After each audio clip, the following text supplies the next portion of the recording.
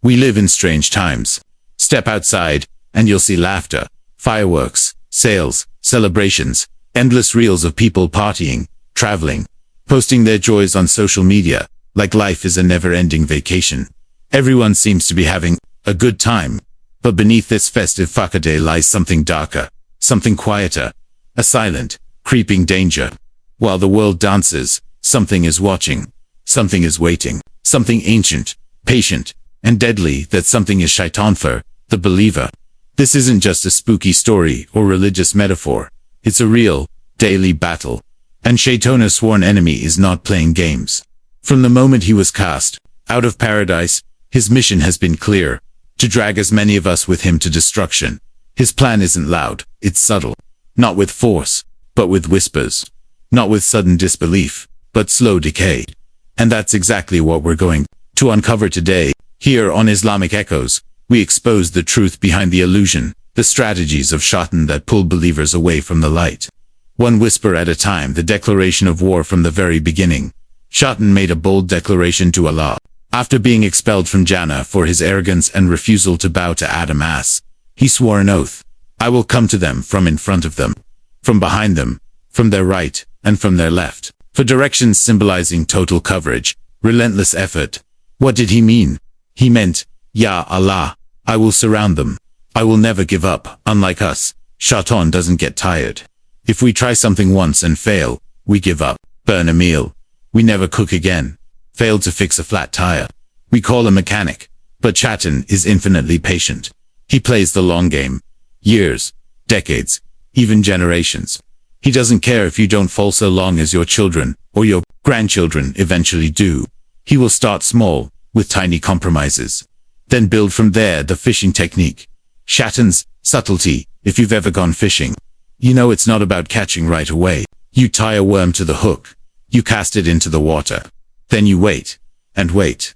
That's exactly how Shaytan works. Allah uses a rare and powerful Arabic word in the story of Adam to describe this style of humor.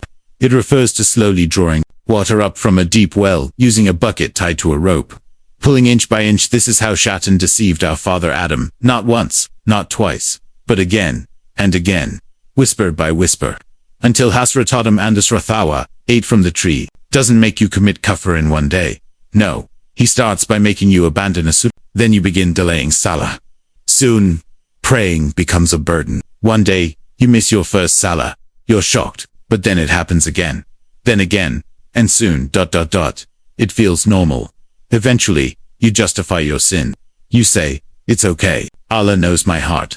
Until one day, you deny the importance of salah altogether and step outside the fold of Islam. Without even realizing it, the shopkeeper's agenda. Walking into a shop, the owner smiles, offers you tea, asks about your family. But make no mistake, he has one goal: to sell. That's how Shaytan works. He'll play the long game. He'll act like he's on your side. He'll give you comfort. But his ultimate goal is always the same: disbelief. He doesn't care if it takes 60 years. He doesn't care if the disobedience begins with you, but ends with your great-grandchildren. As long as someone down the line falls, he considers it a victory. He is ruthless and strategic. So why are we so casual about him? Destroying the relationship with the Qur'an first technique Shaytan uses is weakening our connection with the Book of Allah. Allah tells us about Bani Israel, how they were entrusted with divine scripture. They were commanded to teach it, explain it, and live by it.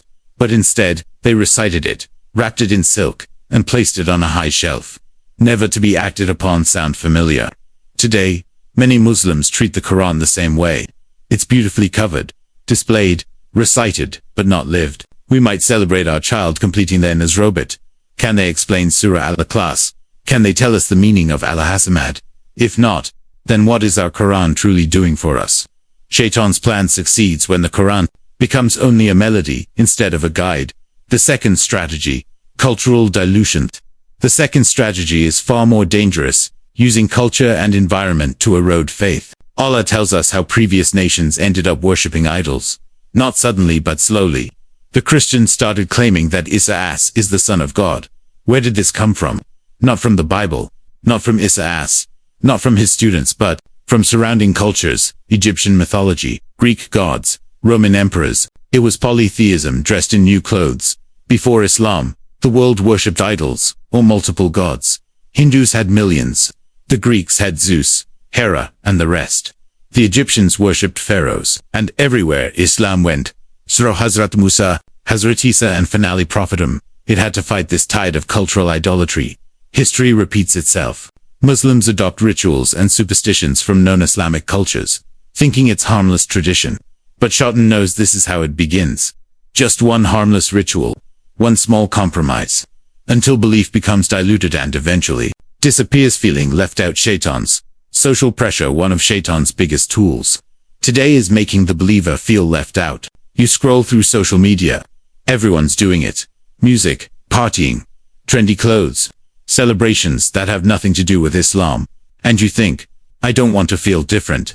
Let me just participate a little. But Islam was never about blending in. It was about standing out for truth. Allah warns us of becoming like those before you. Why? Because they slowly adopted false beliefs. Through this very pressure to fit in, even the Prophet's companions struggled with this. Some new Muslims, fresh from idol-worshipping backgrounds, would miss the old stories of their gods, their rituals. So what did they do? They began inventing new practices, adding things to Islam. And that's how deviation begins, when we forget that Islam is perfect and needs no additions. Modern-day examples: blurred boundaries. Visit certain regions today, and you'll see Muslims performing rituals borrowed straight from Hinduism, Christianity, even atheistic traditions. You'll hear phrases like, it's just culture. But that's exactly the path Bani Israel walked. That's exactly how Christians turned Jesus into a god in many homes. Cultural practices overshadow Qur'an and Sunnah. Children know movie stars better than prophets. They celebrate foreign holidays with more joy than Eid. And all the while, Shaytan is smiling, fighting back, restoring the Quranic bond. How do we fight this? How do we push back against this storm? First, rebuild our connection with the Quran, not just its recitation, but its meaning. Every child who reaches 14 or 15 should understand at least Surah Al, Surah Al-Ikhlas, Surah An-Nas, and their basic meanings.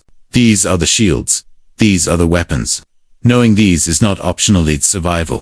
Our children must love the prophets more than footballers, know the Sahaba more than social media influencers, and recognize that their identity is rooted in divine truth, not in pop culture. Second, we must develop the strength to be different. It's okay to wear the same clothes as others, eat similar food, and speak the same language, so long as our beliefs and values are rooted in Islam. Teach your children where the red lines are. Let them know it's okay to say no. Let them find pride in being Muslim, not in being trendy. Confidence doesn't come from blending in. It comes from knowing who you are and standing firm in its hand. That's strength.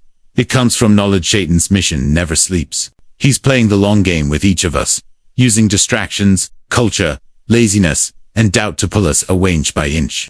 And the only way to beat him is to be awake, to study, to know, to act. And let your Quran gather dust. Don't let your Salah become an afterthought. Don't let your children grow up knowing everything except who their Lord is.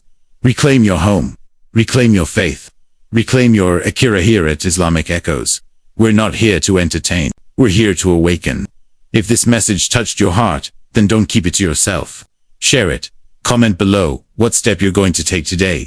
And most importantly, subscribe to Islamic Echoes, where truth speaks louder than deception, and light breaks through the darkest whispers. Because this world is full of noise, but your soul deserves clarity.